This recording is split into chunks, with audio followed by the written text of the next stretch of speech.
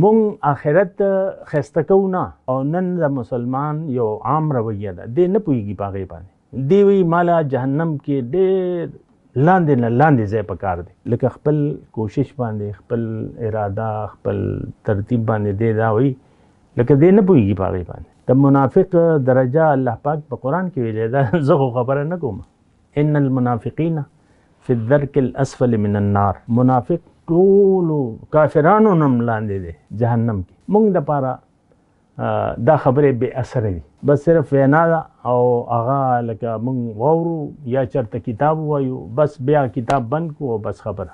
قرآن ته تاسو وګورئ، د